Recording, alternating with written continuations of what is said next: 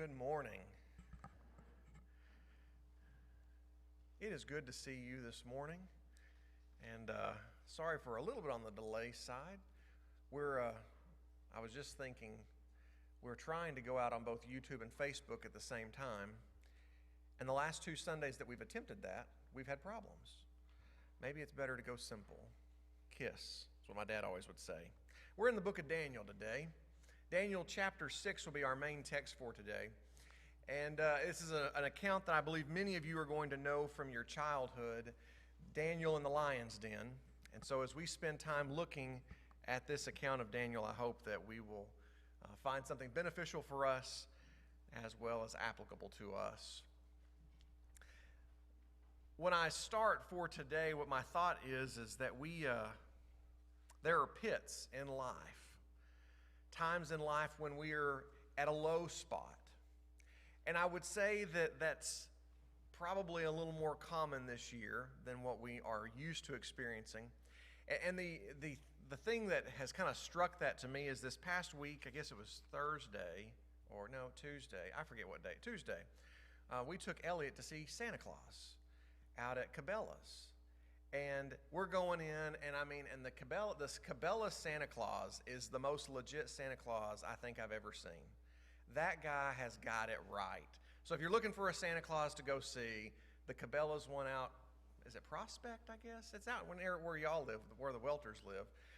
That Santa Claus is incredible. So we went out to see Santa Claus, and to me, I didn't really think much of it, but we walk into the room where he's at. There is no line. You check in, there were some kids up ahead of him, and there's us. The kids sit down on this green bench in front of a piece of plexiglass in front of Santa Claus. And I didn't think much of it, but that was Ash's comment, was she said, "This is so sad." Then we send Elliot up, and mind you, Elliot's there's this piece of plexiglass there, and he's trying to walk around it so that he can talk to Santa Claus. And so I'm sitting there, I'm like holding on the bottom of his shirt, and I'm like, we got to stay here, and like there's the bench, and it's like, so he's talking, they had this great conversation, and then it's like, sit down on the green bench in front of the piece of plexiglass, and we're going to take a picture. And we left, and Ashley said, man, these kids are being robbed of the opportunity to sit on Santa Claus's lap. And then the other side of me says, do you know how many dirty diapers have sat on Santa Claus's lap? How many germs does that man carry in a time period? But depending on how you look at things, it could kind of be a pit. It could be a little sad. Jackie Hankins, who did the Lord's Supper Thoughts, talked about how life itself seems kind of like it's in a pit. There are just some things that aren't going the greatest. Yesterday, I received 2 calls about various church members who've passed away, or family of church members who passed away. I have a very good friend who lost his 18-year-old son this past week. The pits of life. If I were mistaken, could I just say 2020, and that would kind of summarize a pit? When I think of the pits of life, I think about Santa Claus. I think about all of the things that we have just talked about, and I realize that my point for today is that your ability to be positive has more to do with your choices than your life circumstances. Your ability to be positive has more to do with your life choices than your life circumstances. Now, hear me all the way through, because I'm not going to say that you're always going to be happy. My point in today's lesson is not your undivided happiness. My point in today's lesson is that there's a lot about life that's a matter of perspective. And so we're going to spend some time thinking about perspective today. Daniel chapter 6, verses 1 through 28, which is the entire chapter, is the account of Daniel in the lion's den. And as we are looking at Daniel in this situation, We see that at the beginning of the chapter, Darius is the king, and he reigns. He has set up this governmental system, 120 satraps, and underneath Darius as king, he puts 3 basic governors who are then going to be over all of these other rulers. And you have Daniel in this circumstance who is a faithful, God-fearing individual. Mind you, he and his people have been removed from their land. They've now been living under Babylonian captivity in the merging into Persian and Babylon. And so he's in that time frame. And as he is working and dealing with people in these circumstances, he has elevated up the ladder. He is now pretty much second command.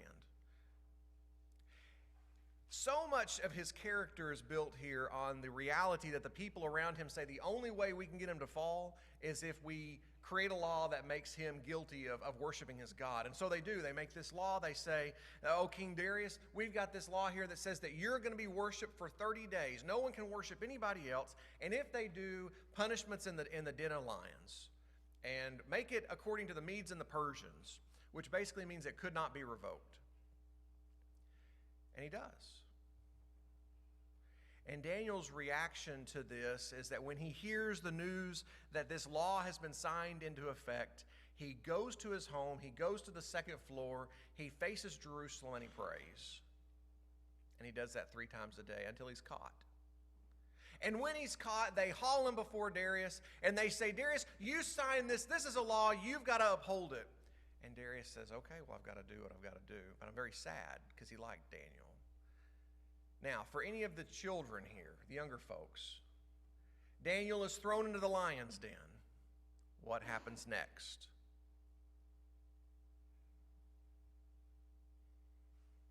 You can answer. Grant's over there. I see him like thinking. No? You don't know what happened after Daniel got thrown in the lion's den? Oh, okay. Do you want to answer it? Okay. You don't have to. It's a free country, man. Freedom of speech.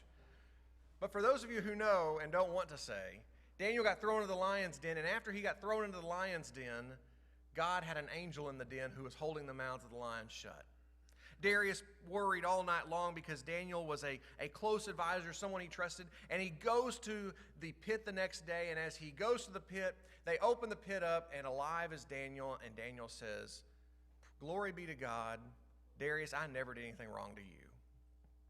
Then all the bad guys got thrown in the pit, and the story's a happy ending. So as we look at the life of Daniel and we see this circumstance in particular, I realize Daniel was in a pit. And when I say pit, for him, it was a true physical pit where they had thrown him in there. There were a whole bunch of lions. And by the way, these lions were probably kept for hunting. So the king would let them go so that he could then go off and go kill sport. And so they're going to be hungry. Daniel's literally in a pit where you don't know what's about to happen next. Surrounded by lions who I would think they also have claws, but apparently they did not claw him. It's a pretty rough pit. When Daniel is entered into this scene, there are 3 qualities, 3 choices that Daniel makes that we can also make today. And so the first choice I want to give you is Daniel chose character. Daniel chose to be a man of character, and I believe that is what made the difference before the pit of life, in the pit of life, and after the pit of life. Look at verse 4 and 5 with me for a moment. Then the high officials, the satraps, sought to find a ground to complain against Daniel with regard to the kingdom, but they could find no fault for complaint or any fault, because he was faithful, and no error or fault was found in him. So the men said, we shall not find any ground of complaint against Daniel unless we find it in connection with the law of his God.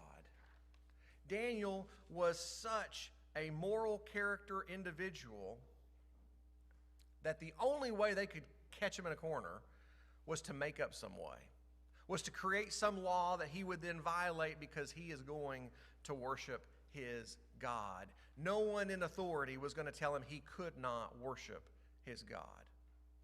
Daniel, mind you, is hanging around a pretty rough crowd. If your friends are the people that you work with, the people that you go to school with, the people that you are around, if those are the people who are making the laws that make it illegal for you to worship God, that was Daniel's friends, the people he probably spent the most time with.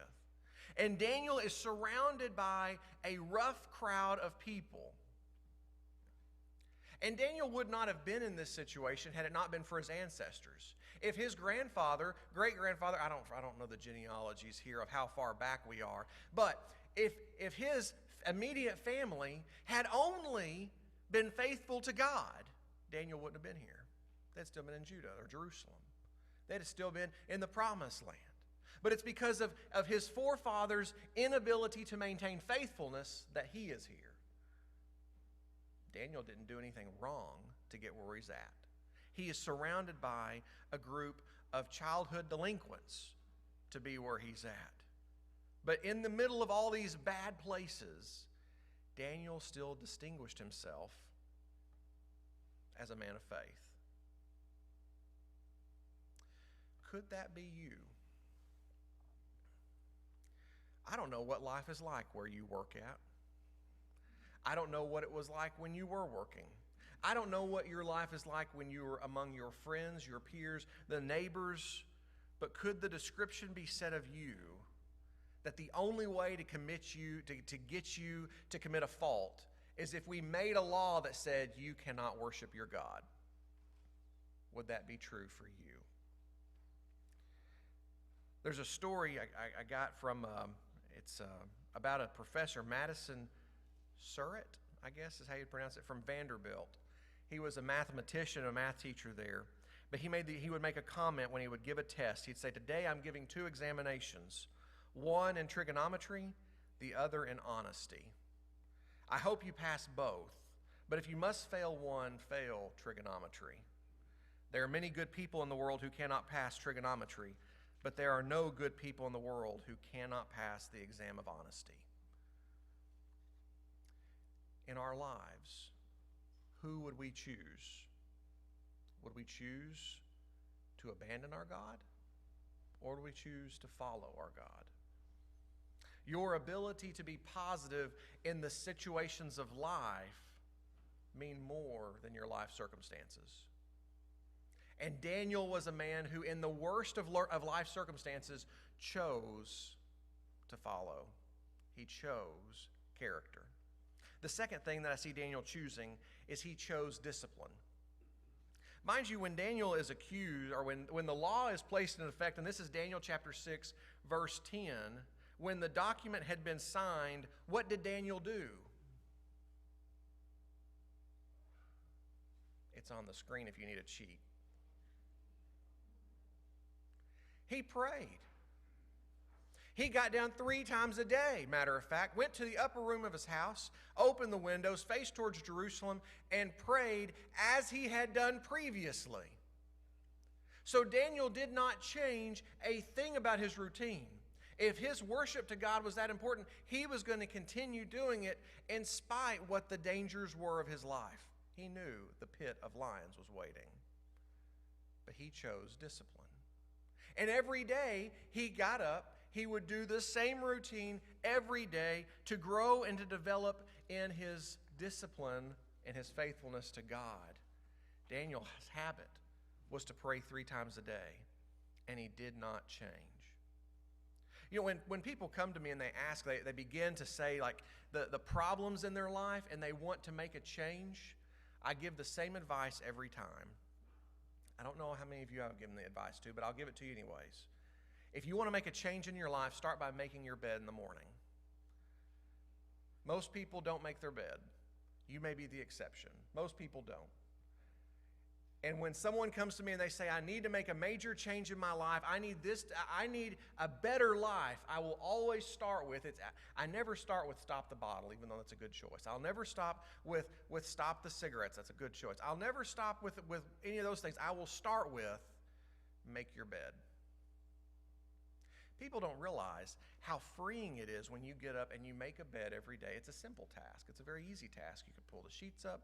You don't even have to make it perfect. Just make it look somewhat decent. And when you start making your bed every day, it creates within you a pattern, a discipline, something that you are going to do that then gives you confidence to do the next thing, to move on into other areas of your life. If you want a better prayer life, you don't start by saying, I want a better prayer life and doing nothing. You start by saying, okay, I'm gonna pray every time I see an ambulance on the street. You do something that can create a discipline, a habit, that then can grow and can develop into something else. I'll go ahead and confess something. In January of 2019, I preached a sermon where I told you my New Year's resolution was to lose weight. Welp, my wife bought me stretchy jeans, if that tells you how Thanksgiving went. I have not lost the weight. But my weight loss is a discipline problem. It's not a food problem. Man, Ash is a good cook. Got a lot of good cooks in life. There's good restaurants. But it's the discipline problem. The problem is the discipline to make sure I eat in moderation or that I don't eat what I don't need.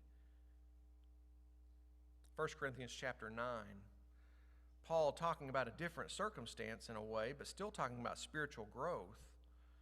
This is verse 24, says, do you not know that in a race all the runners run, but only one will receive the prize? So run in a way that you can obtain it. Every athlete exercises self-control in all things. They do it to receive a perishable wreath, but we are doing it to receive an imperishable reward. So I do not run aimlessly. I do not box as one beating the air. I discipline my body, and I keep it under control. If you want to grow in knowledge, if you want to grow in patience, if you want to grow in joy and prayer, all of these are things that you can grow in. They're qualities that you can develop within yourself, but those are things that you have to choose to grow in, and you create the discipline that says 3 times a day, I'm going to go up and pray. And no one in all of God's creation is going to tell me that I can't do it, because Daniel did it. In the face of trials, Daniel consisted of his disciplines. You know what I think about this is that Daniel knew the consequence of his prayer life. He knew that if he prayed and got caught, he was going to go to the pit. But what I think more so Daniel knew is that Daniel had spent enough time with God that the lion in the pit did not scare him as much as the God in his heaven. Hebrews chapter 10 and verse 31 says it's a fearful thing to fall into the hands of a living God. And I believe that Daniel knew the fear of the Lord more than he knew the fear of death.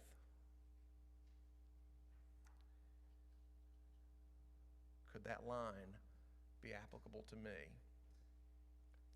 If I knew there was a fear of death in worshiping our God, would I cower or would I worship?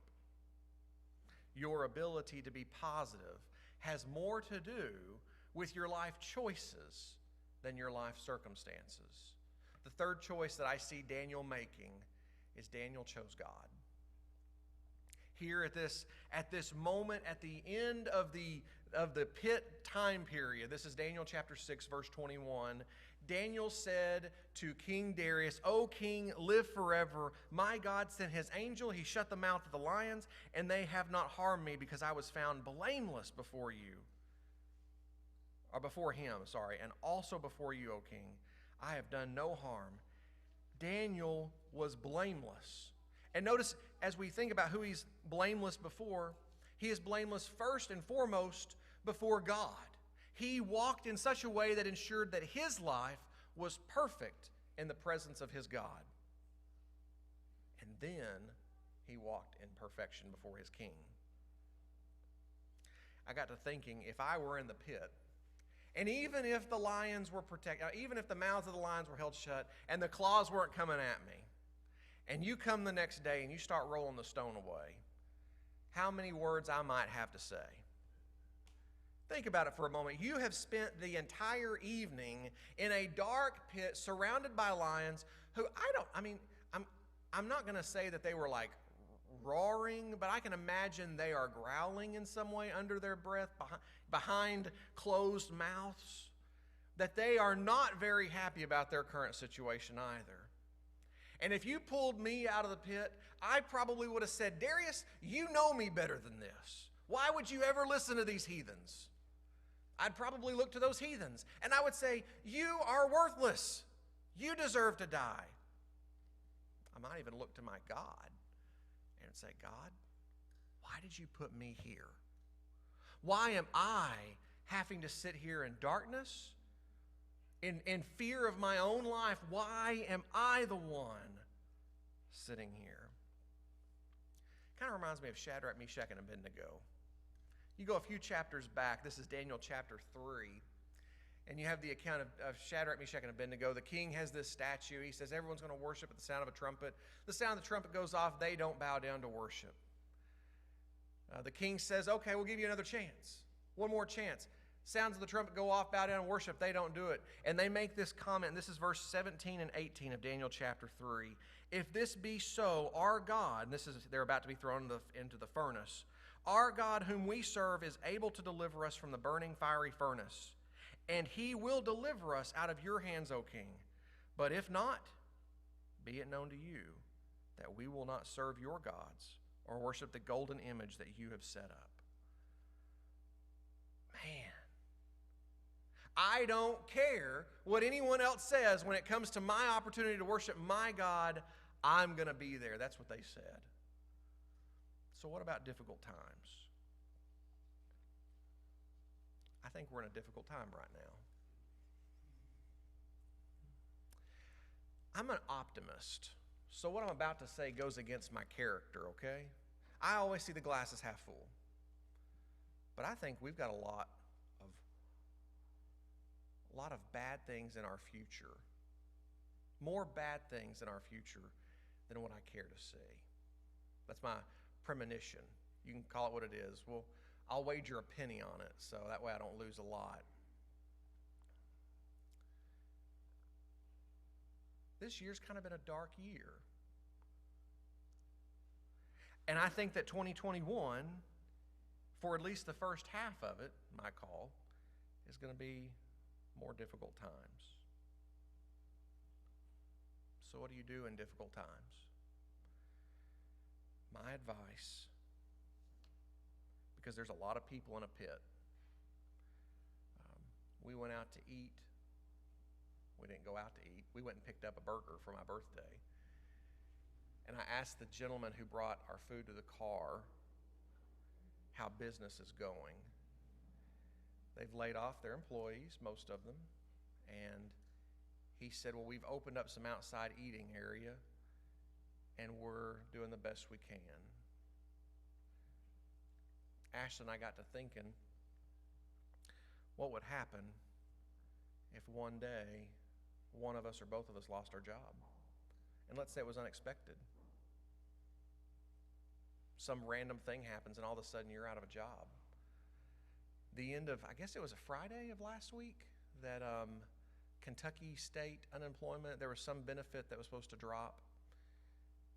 At the end of this year, there's a federal unemployment mandate that's supposed to drop.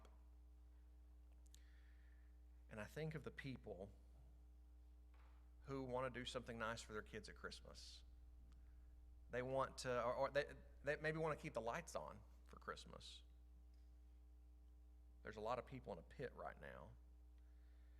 And the only advice that I can give is that in the middle of a pit of life, Daniel chose character, Daniel chose discipline, and Daniel chose God. But he still spent the night in the pit. Daniel's choice did not avoid the pit. I do not intend for you to feel that everything's going to be okay after today's sermon. I would love to be able to tell you that we're going to walk out of here today and that life is going to be absolutely spectacular from this point forward. And in some ways, I'm going to agree with you, Steve, it is, if we look at it from the right perspective. Because I can look at life from a wrong perspective and I can see all that is wrong in this world, and I can focus on the fact that Elliot sit on a green bench 6 feet in front of Santa Claus with plexiglass. But what I can also tell you is that in the middle of that moment, Daniel chose all the right things, and even though he chose the right things, he still spent the night in the pit. And this account in Daniel tells me of a time when God intervenes and saves Daniel in a real and present threat. And the news that I get from Daniel chapter 6 is that the only real comfort that I can give you today is that God has intervened and has saved you from a real and present threat as well.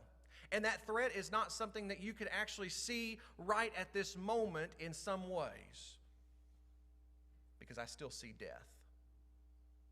I still see the effects.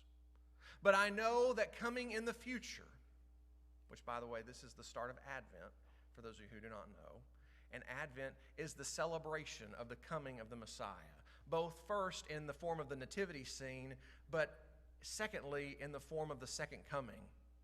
The day when God truly erases death, when God truly erases sin, when God truly finalizes and ultimately brings His reign in this world. Advent is the expectant waiting and the preparation for the coming of the Messiah. So the only real comfort that I can give you today is not that we're going to walk out of this building today and our lives are going to be absolutely spick and span perfect, that there's going to be ample money in your bank accounts, that there's going to be no more of a virus mentioned. I can't promise you those things. What I can promise you is this, that today, when you walk out of the building, you will know that God has provided and has intervened and has saved you from a threat that is very real. And the threat that takes both our physical life and can take our soul. That may not provide a lot of comfort for you, but I hope that if we can focus on the right things, that if we can focus on the things that really matter in this world, that we can walk away today knowing that we are prepared to choose our character, that we're prepared to choose our discipline, but that we're prepared to choose our God. And that is my encouragement for you. We're going to go now to